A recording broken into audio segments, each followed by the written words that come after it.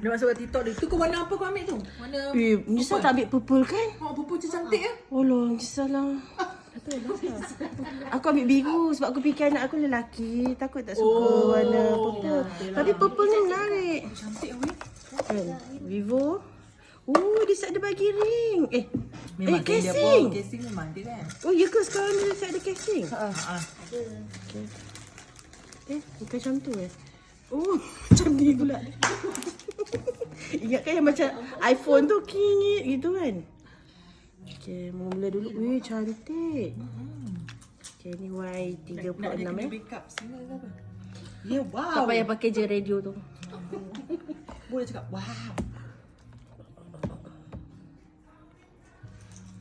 Betul Kak A.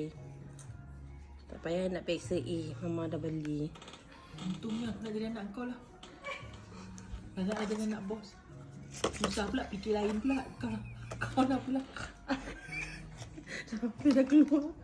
Kau lah. Terpaksa lah. Dah siap ada ni. Charger. Telefon. Ambil gambar dulu kan?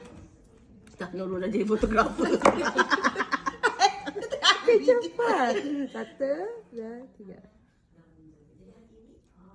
Tunjuknya. Ni Ail.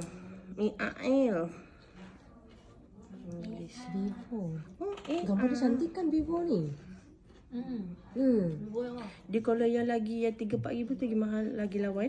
Sebab ada kawan pakai Android device. Mas, mau habis bateri. Dah tu. Dah. Dah. Dah. Boleh tutup ke awak? Boleh.